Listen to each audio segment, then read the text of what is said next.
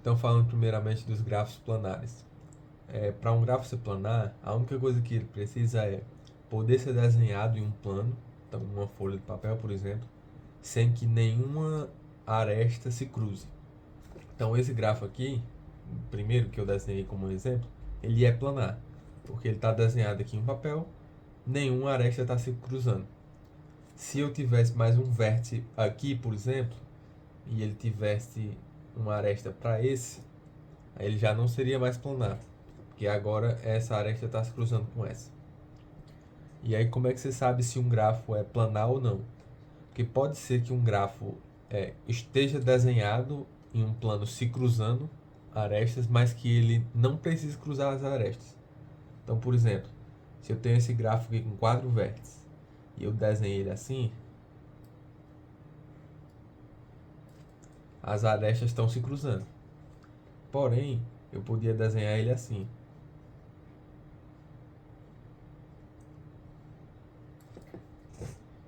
Então, só pelo fato de que ele está desenhado em um plano e as arestas estão se cruzando, não significa que ele não é planar.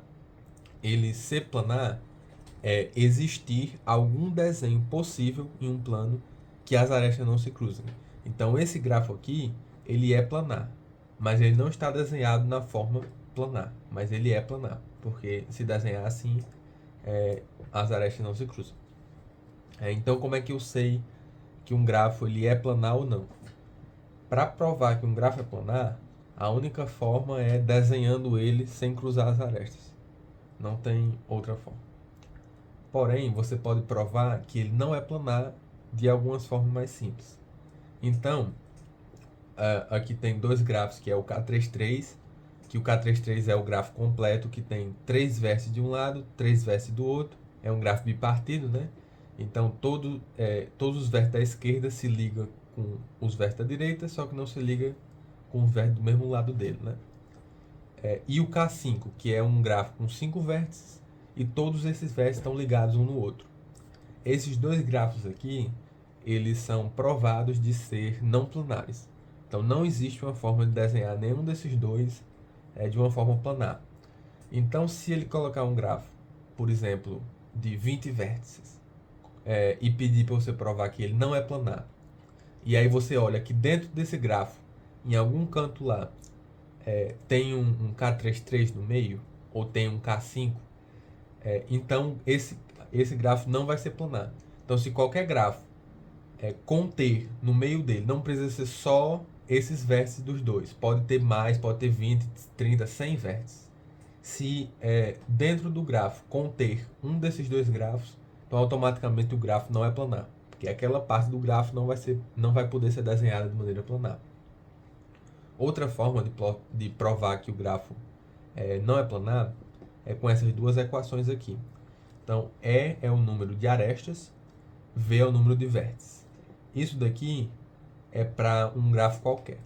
Então, para qualquer grafo, se o número de arestas, isso aqui, se essa inequação aqui for verdade, então pode ser que o grafo seja planar, não é garantido. Mas se essa equação aqui for falsa, então se E for maior do que 3V menos 6, o grafo é garantidamente não planar. E a lógica é que basicamente teria muitas arestas, né, que aí não teria como não cruzar uma aresta com a outra, porque vai ter muitas arestas, então elas vão ter que se cruzar.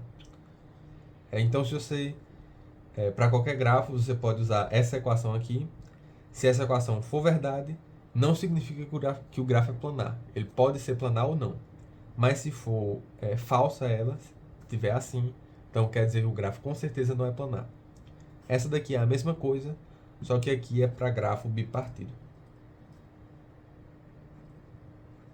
Então, grafo desse tipo aqui, do K33, que é bipartido, você usa essa equação aqui para saber se, no caso, novamente, se essa equação for falsa, então o gráfico com certeza não é planar. Se ela for verdade, então pode ser que seja planar, pode ser que não seja. Agora, coloração dos grafos. Coloração do grafo é pintar cada vértice de uma cor diferente e os vértices adjacentes não podem ter a mesma cor. E aí você tem várias formas de colorir, no caso, o grafo. E aí a gente define o número cromático, que é crom de G, que seria o número cromático de um grafo G, como sendo o mínimo de cores possível para colorir esse grafo. Então, por exemplo, se eu tiver nesse grafo aqui que eu desenhei, tem 4 vértices. Se eu pintasse cada um de uma cor diferente, ele vai ser colorível, né? Obviamente, cada um vai ter uma cor diferente, porque eu estou colocando cada vértice uma cor diferente. Mas aí pode ser que tenha outras formas de, em vez de usar 4 cores, usar só 3, por exemplo. Nesse caso aqui não vai ter. Mas nesse aqui,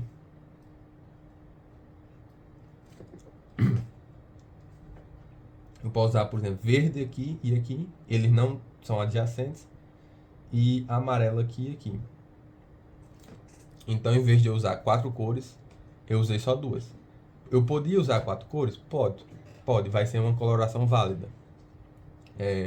Mas o número cromático é o mínimo de cores. Então, para esse grafo aqui, o número cromático seria 2.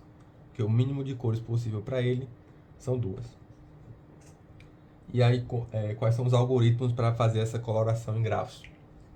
Para decidir qual é o número cromático de um grafo, é um problema NP difícil. Então, não existe algoritmo para saber qual é o número cromático. Mas existe algoritmo para achar uma coloração qualquer para esse grafo.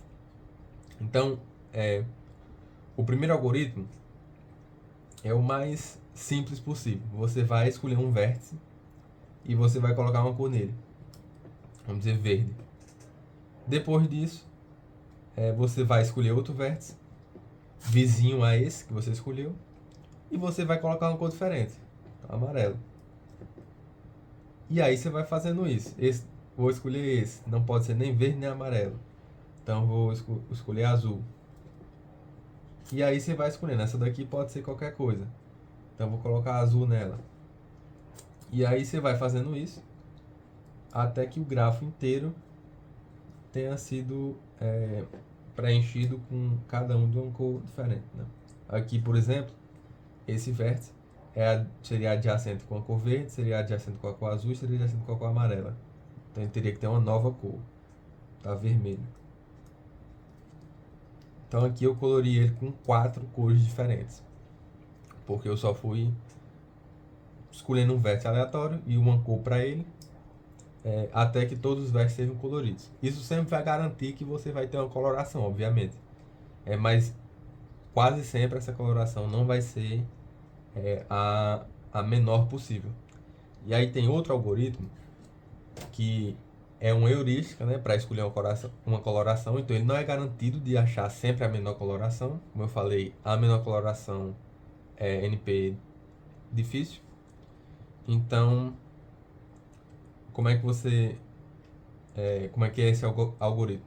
Você vai olhar todos os vértices e vai computar o grau de cada um deles.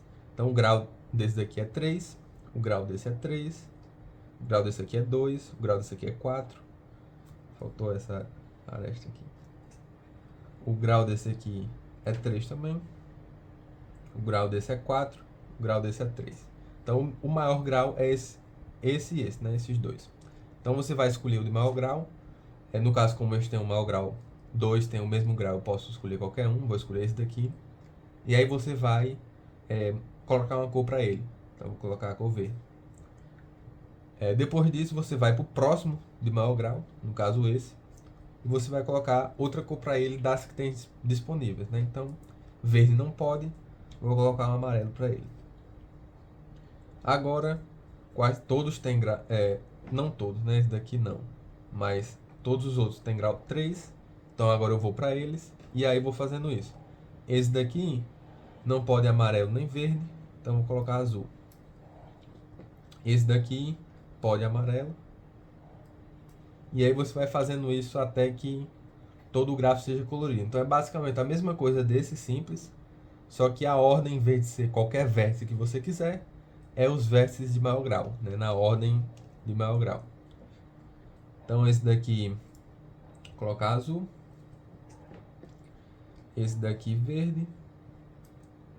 E esse daqui azul. Então, como pode ver agora, aqui eu tinha conseguido só 4. colorir só com 4 cores. Só que aqui, usando essa heurística, eu consegui colorir com 3. Então, foi melhor do que esse algoritmo aqui. Não é garantido de ser sempre melhor e ser sempre a melhor coloração possível, mas ele é uma heurística que, no geral, performa melhor do que esse. E aí tem aqui o fato que para todo grafo planar G, então o grafo planar que eu expliquei aqui em cima, o número cromático ele é sempre menor ou igual a 4. Então, não tem como saber qual é exatamente o número cromático, mas o número cromático de nenhum grafo planar vai ser maior do que 4.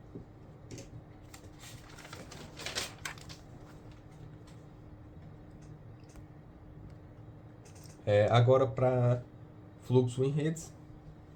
Então, um fluxo em rede basicamente você tem aqui uma source, que é de onde vai, como se fosse uma fonte, né? De onde vai sair todos os fluxos, todo o fluxo. Então, daqui pode sair o quanto for.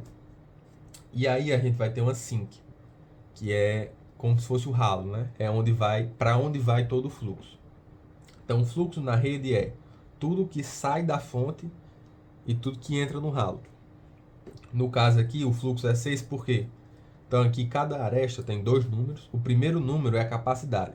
Então, não pode passar por aqui mais do que essa capacidade de fluxo. Então, aqui só pode passar 7. 7 unidades de fluxo. Aqui só pode passar 5. O segundo número é o que realmente está passando de fluxo. Então, nesse caso, é 3 e 3. Então, está saindo 6 de fluxo da fonte e está entrando também 6 de fluxo no ralo. Isso sempre vai acontecer para que o fluxo seja conservado. Sempre tudo que sai da fonte tem que ir para o ralo. E aí, em cada nó dessa rede, por exemplo, aqui no X está entrando 3 de fluxo. Se está entrando 3 de fluxo, tem que sair 3 de fluxo. Então, está saindo realmente aqui, 1 para cá e 2 para cá. Então, é válido, tá na conservação. E aí, o que é que vamos ter nessa rede? Vamos ter um conceito de corte. O que seria um corte? É um conjunto de vértices, onde são 2 conjuntos, né? Então, um conjunto S é um conjunto de vértices que tenha a fonte no meio. Então, ela sempre tem que incluir a fonte. Aí, depois disso, ela não pode incluir o ralo, obviamente, mas pode incluir qualquer outro vértice. Então, eu vou colocar a fonte e o X. E aí, o T, ele tem que incluir o ralo e ele vai incluir os outros vértices, né, que não foram incluídos em S. E aí, esse corte seria assim, por exemplo. E aí, nesse corte, a gente teria como calcular, por exemplo, a capacidade desse corte. O que é que seria a capacidade do corte? Olha para todos os vértices de T e olha as capacidades que podem entrar aqui neles. Então, pode entrar de S para V, a capacidade é 7. De X para V, a capacidade é 3. De X para W, a capacidade é 7 também. Então, o total aqui vai ser 17. Então, você olha para todos os vértices de S e olha para as arestas de S para T. Nesse caso aqui, desse corte que eu falei, não tem nenhuma aresta voltando, né, de T para S. Mas se tivesse, você desconsiderava ela. Você vai olhar só para os vértices de S e as arestas de S para algum vértice de T. E aí, para todas essas arestas, você soma a capacidade delas. Então, nesse caso, 7 e 3 dá 17. Então, a capacidade desse corte aqui é 17. Só que esse não é o único corte que pode ser feito, né? Como são 2 conjuntos de vértices, você pode fazer vários cortes aí na rede. E aí, o teorema é que se você fizer todos os cortes possíveis nessa rede, e você for listando aqui as capacidades, o fluxo máximo nessa rede sempre vai ser o corte mínimo, o corte de capacidade mínima. Então, você vai listar todos os cortes aqui, todas as capacidades, todos os cortes, e aí o menor número dessa listagem vai ser o fluxo máximo da rede. Porque a ideia da capacidade de um corte daqui para cá não pode passar mais que 17. Isso é o máximo de um fluxo que pode passar de um lado para o outro é 17. Então, se você olha para todos os cortes, e as capacidades dos cortes é o máximo que pode passar ali de fluxo, então você olha todos ali vão estar dizendo um máximo do quanto pode passar por ali. Então, se você olha o mínimo desse máximo, vai ser o máximo fluxo da rede inteira. Porque se pudesse passar, se o fluxo da rede fosse maior do que esse corte mínimo, ia ter que, por esse corte, passar mais do que a capacidade dele. Então, se, por exemplo, aqui é o corte 17, vamos dizer que esse seja o corte mínimo. Se o fluxo da rede pudesse ser 18, de S para T ia ter que passar 18, mas não pode, porque só pode passar 17. Então, por isso que, se você listar todos e olhar o corte mínimo, esse sempre vai ser o fluxo máximo. Mas não é o único jeito de você obter o fluxo máximo, né?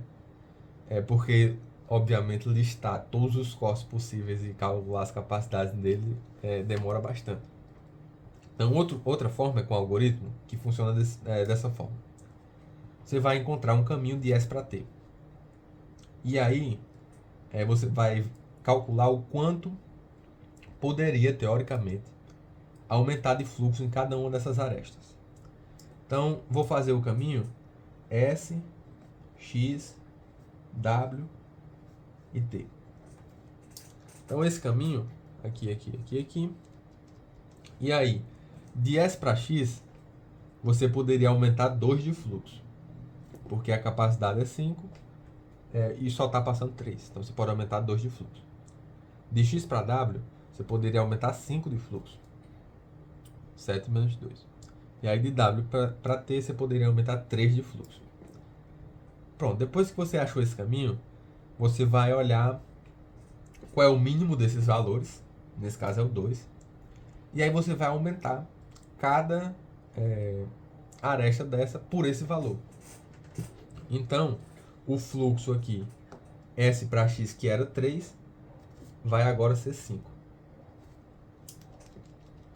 Aí, de X para W era 2, agora vai ser 4. E de W para T, que era 1, agora vai ser 3. Agora o fluxo da rede também vai ser aumentado por esse mesmo número. Então ele era 6, agora ele foi para 8. Dá para ver aqui, sai 5 mais 3, 8. Entra 5 mais 3, 8. Então a gente aumentou o fluxo da rede. A ideia é que agora, se a gente tentasse o mesmo caminho, com esses novos pesos, né? Vamos fazer aqui o mesmo caminho.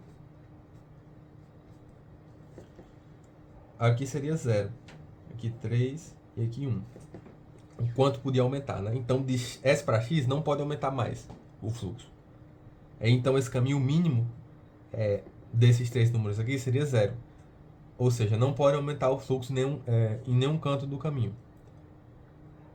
E a ideia é que se você não conseguir achar mais um caminho que possa ser aumentado, então todos os caminhos possíveis de S para T tenham algum dos elementos dele 0, que faz com que nenhuma aresta do caminho possa ser aumentada, o fluxo, então esse é o fluxo máximo.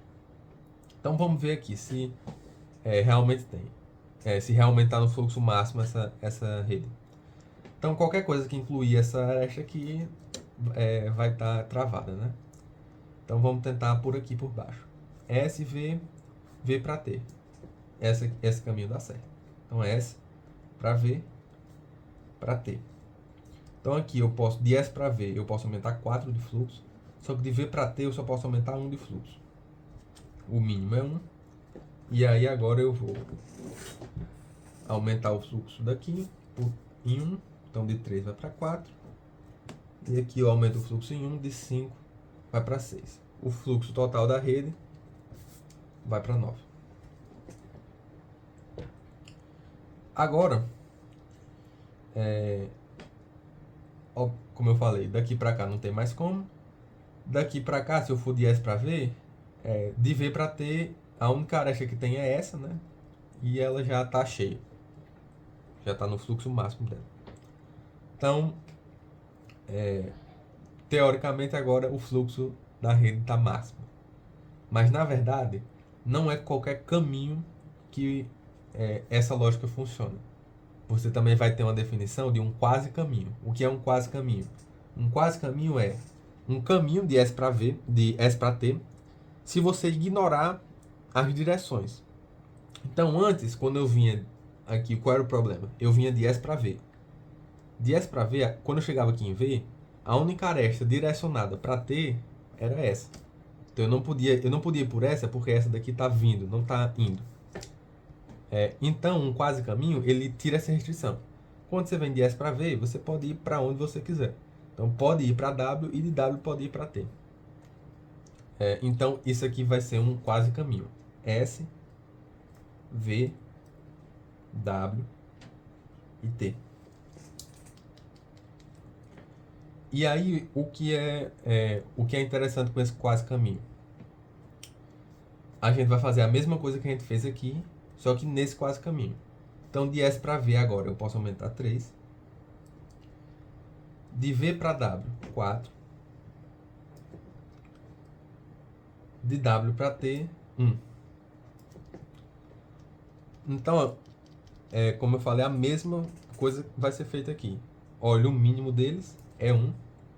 Só que aí agora você vai para toda aresta que está na direção certa, então de S para V realmente está na direção do caminho, você vai aumentar. Então de 4 vai para 5. WT também está na direção certa. Então de 3 vai para 4. Só que V para W foi onde a gente fez a quebra de restrição, né? Porque está na direção errada, está de W para V. E a gente foi de V para W. Então, como essa aresta está na direção errada, ela, em vez de aumentar o fluxo dela, eu vou diminuir em 1. Então, antes era 1 e agora vai para 0. Nessa rede aí, e o fluxo também agora vai aumentar em 1. Então, antes era 9, vai para 10. Esse é o fluxo máximo da rede. É 10. Porque, e dá para ver isso que todas as arestas entrando aqui na fonte já estão na capacidade, no ralo, já estão na capacidade máxima. Essa daqui só pode entrar 4 e essa só pode entrar 6. E ambas estão em suas capacidades máximas. Então esse é o fluxo máximo da rede. Então recapitulando, para você achar um fluxo máximo na rede, tem duas opções. Ou você faz todos os cortes possíveis e lista a capacidade de cada corte e acha o mínimo dessas capacidades. Ou você olha na rede, acha um caminho ou um quase caminho em que todas as arestas possam ser aumentadas o fluxo. E aí você vai aumentar todas as arestas que estão na direção certa por esse mínimo. E todas as arestas que estão na direção errada você vai diminuir por esse número. Se você fizer isso até nenhum caminho ter como aumentar alguma coisa maior do que 0, você vai ter o fluxo máximo na rede.